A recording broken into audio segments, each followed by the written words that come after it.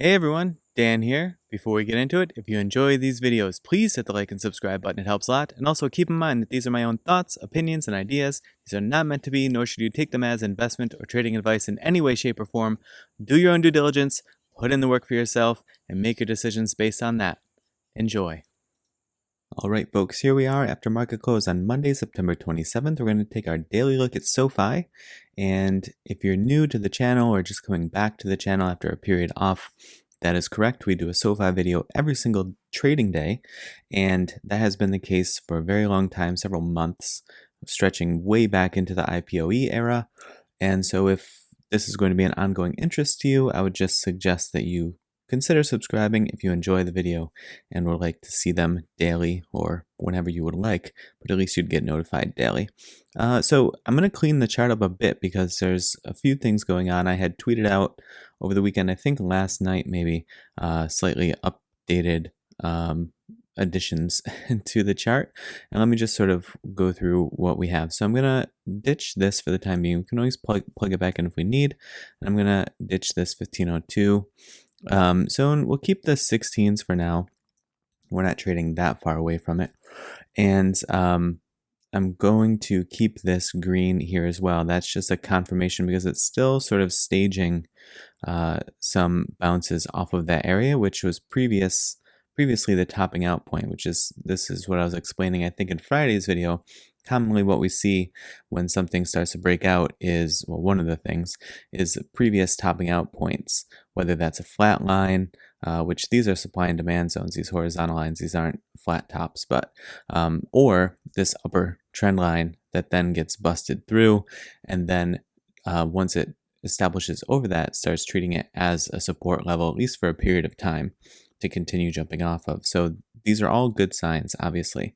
And after we take a look at this chart, we'll jump into the intraday, the 1 day, 1 minute chart today, and just sort of dissect what happens in case anyone's making any decisions on an intraday period or looking for entry points or anything like that. And that info could be useful to them. So these white zones are the next area that I'm going to start looking at strongly. So this is previous uptrend support that was broken during the big fallout of the earnings call. And then similarly, previous uptrend support, uptrend resistance that was being held at that time. So it's not quite in a parallel like a channel, but it's very, very close. But these do start to get closer together as opposed to staying purely in parallel with each other. So that's what I'm going to start looking for as the days continue. Today we saw additionally really good volume coming in, 35.2 million. I had mentioned if you haven't been with us consistently for a long time, there was a period of time there where I was looking for like 16, 17, 18, 19 million in volume was my hope that we could get some of those going on green days. Obviously that was through a bunch of this selling off, and now we're really seeing that take place, and so that's a really, really good sign to me. So I'm hopeful that that trend can continue and can help carry us upward and onward from there. But otherwise, in my opinion, these support zones are holding up really well as support or resistance, and flipping from resistance to support, which hopefully we're starting to see that now pretty concretely with this 1753-ish zone, though it has more work to do to really, for me to feel like it's establishing support there, namely a pretty clear run at that 1847 resistance zone, which I was hopeful that it would really try for today, but we'll look at the intraday in a moment. But that would be the next thing I'd be looking for, run at 1847 and then kind of establishing within this zone. The next huge breakout, if it could get there, would be to break above this white trend line. That would be really significant in my opinion, and should do a bunch of the work to get us into the $20 zone, which would feel like quite a win, I think, for those of us who felt like 25-ish area was feeling great back these days, and then the lockup ended and the sell-off ensued. But I'm really, really pleased with how the volume is holding up.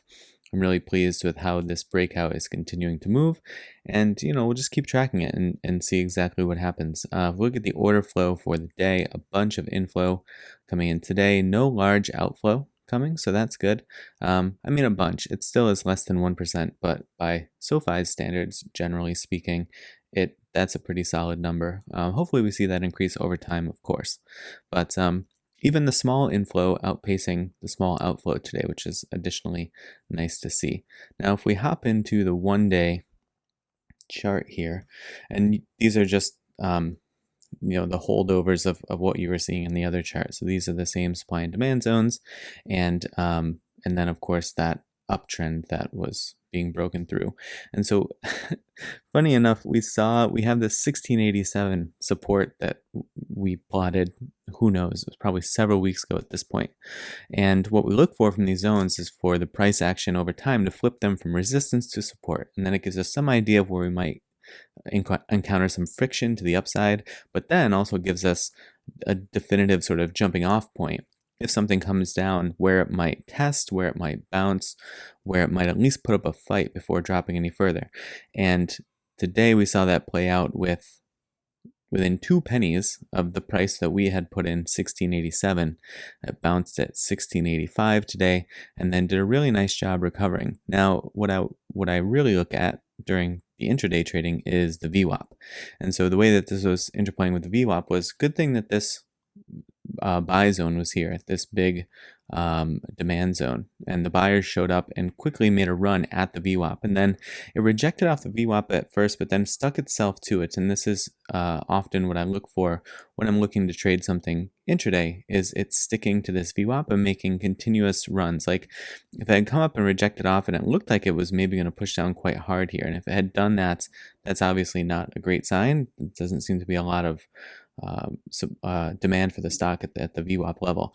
But when it sort of pins itself to like this could be a couple of things happening. One, it's just sort of looking to stabilize itself. Two, and I think this is often quite the case, is algos kind of jumping around and taking out a bunch of limit buys and sells and stop losses and things like that, and those just happen to kind of accumulate around the VWAP area. But anyway, once we were able to clearly flip that to support, and then it did a really nice, pretty quick retest. And we've seen this if you go back in last week's videos. We saw this happen a bunch of times last week too, where it'd come in, and it's especially nice when it does a quick retest and jump off, because then you get your confirmation that we're establishing over the VWAP, and we're gonna maybe take ourselves for a little run.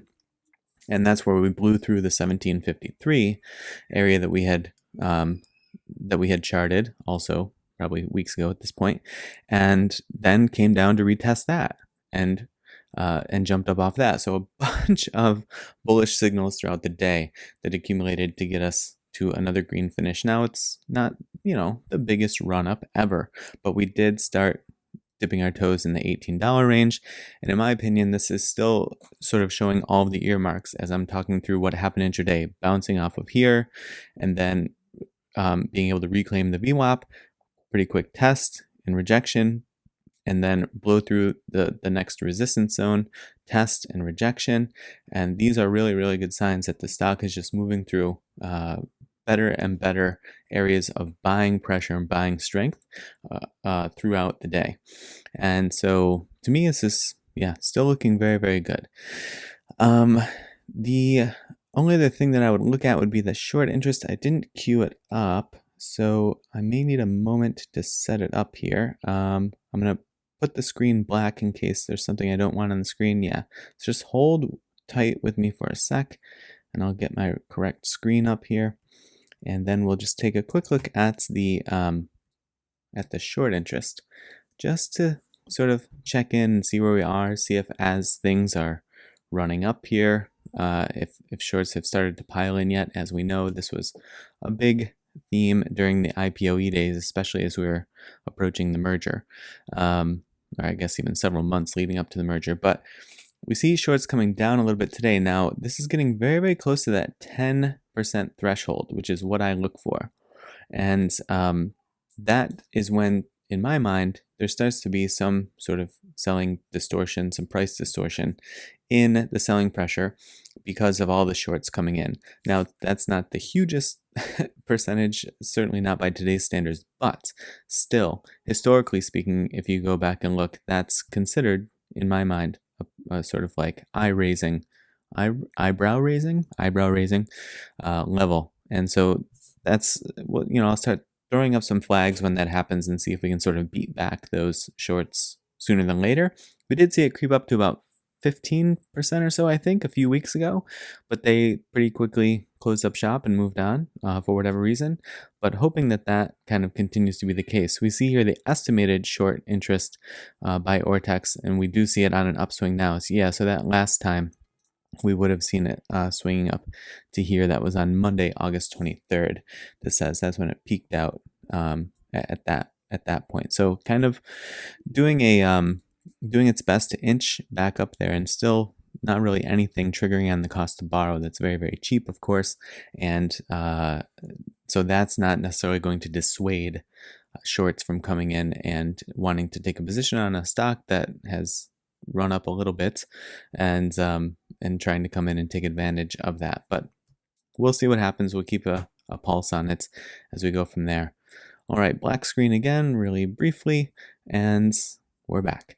Okay, so that will do it for this one. I hope your trading week got off to a good start. I certainly wish you the best, and I appreciate you watching. I will see you in the next video.